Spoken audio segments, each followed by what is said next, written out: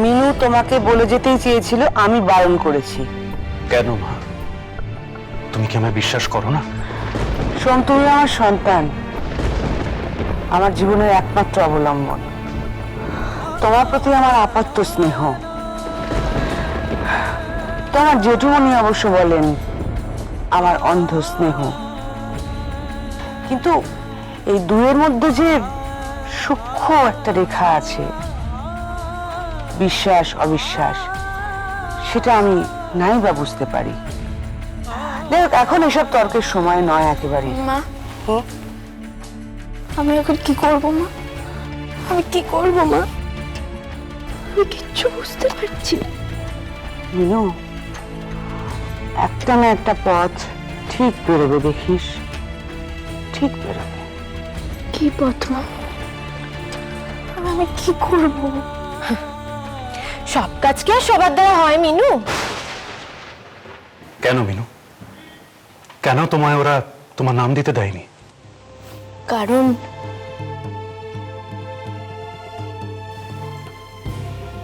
কারণ আমি ওদেরকে আমার কাজের কোনো উদাহরণই দিতে পারিনি। আমি ওদেরকে বলতে পারিনি এর আগে আমি কি কি কাজ করেছি। এর আগে আমি সব কাজই যে তোমার নামে করেছি। তাহলে তো তোমাকে এই লড়াইটা সোমের নামেই লড়তে হবে। তোমার কিন্তু উচিত ছিল সোমের নামটা লিখে আসার। আমি কি করে ওর নামটা লিখে আসতে পারবো বলতে পারবে? কেন কেন? তুমি কি ভাবছিলে যে তোমার নিজের নাম লেখারে তুমি জিতে যেতে? এত ওভার কনফিডেন্স না তোমার মিনু। কি ভাবো বলো তো তুমি? সব লড়াই তুমি লড়তে পারবে? হ্যাঁ, লড়তে পারবে।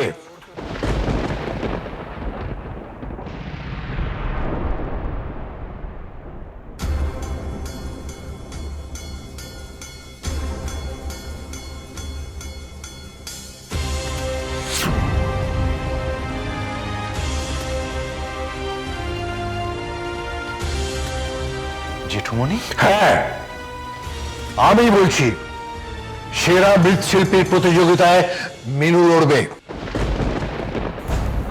কিন্তু ও লড়বে কি করে? ওরা তো ওর নামই নিতে চায়নি। কিন্তু তাও মিনু এই লড়াই লড়বে, এই খেতাবই জিতবে। পুরস্কারের টাকা ওই জয় করে আনবে। কিন্তু কি করে জেঠুমনি? সোমনাথ পালের নামের আড়ালে।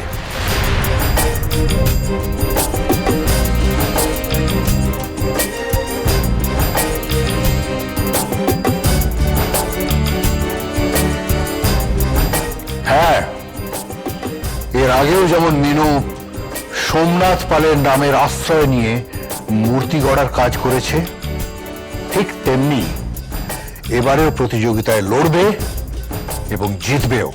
এটা আপনি এতটা শিওর হয়ে কি করে বলছেন বলুন তো? কারণ মিনুর উপর আমার ভরসা আছে। আমি জানি মিনু পারবে। কিরে মিনু, তুই পারবি তো? কিন্তু জেঠুমনি, আমি মিনু, তুই কালীর নাম উজ্জ্বল করতে পারবি না?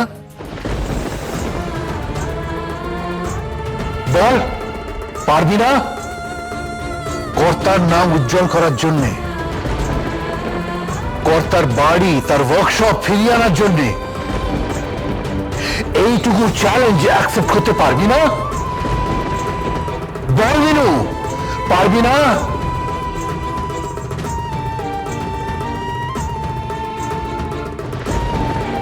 তোকে আমি সব থেকে বেশি ভরসা করি। আমার মিনু মা 10টা ছেলের সমান। তুমি আমায় কথা দিয়েছ, আমার নাম তুমি অন্ধকারে হারিয়ে যেতে দেবে না। যখনই ভয় করবে মনে রাখবে তোমার নাম মৃন্ময়ী। পারবো।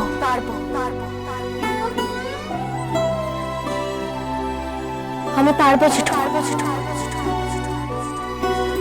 আমি পারবো। আমি নিজে না নাম দিতে পারলেও ওর নামের আড়ালে আমি এই কম্পিটিশনে লড়াই করব। জান প্রাণ দিয়ে লড়াই করব আর জয়লাভও করব।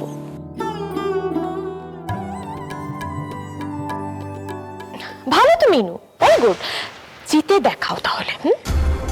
আর এই কম্পিটিশনে তো তুমি সোমের নামের আড়ালে লড়ছো, আর বাই চান্স যদি জিতে যাও তাহলে অত টাকার চেক সব তো সোমের নামে আসবে, তাই না জান?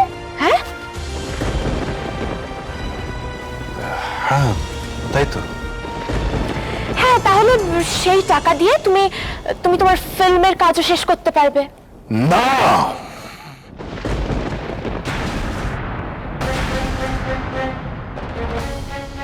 না কেন বলছো জেঠুমনি? নাটা তো তোর বলা উচিত ছিল সোম। তুই একবার আমাদের পথে বসিয়েছিস বলে কি বারবার পথে বসাবি? এত বড় সর্বনাশের পরেও কি তোর চোখ খুলবে না?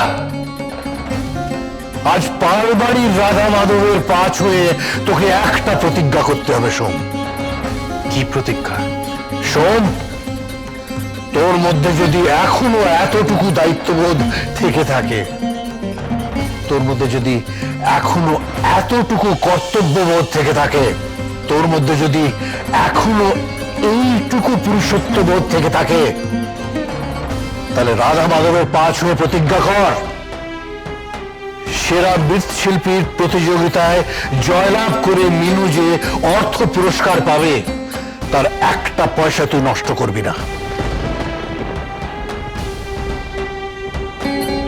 আর তার সবটা ব্যবহার হবে এই পালবাড়ি এবং তোর বাবার ওয়ার্কশপ বন্ধক থেকে চালানোর জন্য।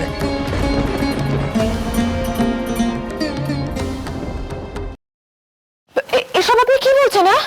না না না না জান, একদম না। হ্যাঁ, তুমি এসব প্রতিজ্ঞা টতিজ্ঞা করে ফেলো না, ইমোশনাল হয়ে যেও না, এসব করো না। প্রতিজ্ঞা না করলে আমি জানবো তুই একটা হৃদয়হীন, কাপুরুষ, ভীতু, মেরুদণ্ডহীন মানুষ। না না না না সোম, নো নো।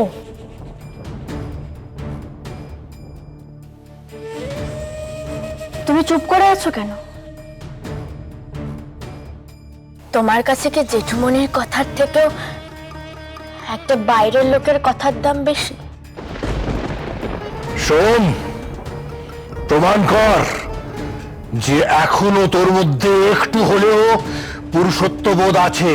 প্রমাণ কর সোম, প্রমাণ কর। হ্যাঁ শোন, নিজেকে এই পালবাড়ির যোগ্য সন্তান প্রমাণ করার এই মুখ্য সুযোগ তোমার। না সোম, না না না না, জেঠুমনির কথার উত্তর দাও। চুপ করে আছো কেন শোন? রাধা মাধবের পা ছুঁয়ে তুমি কথা দাও। হ্যাঁ,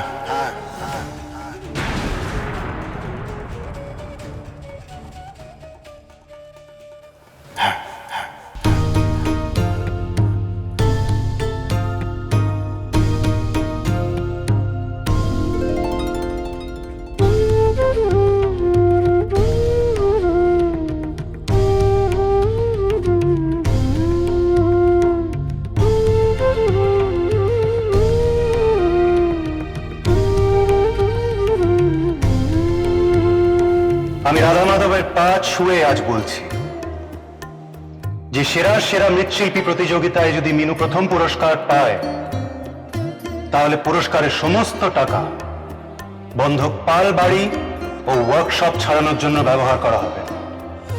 শুধুমাত্র তাই। আমি সোমনাথ পাল কথা দিলাম।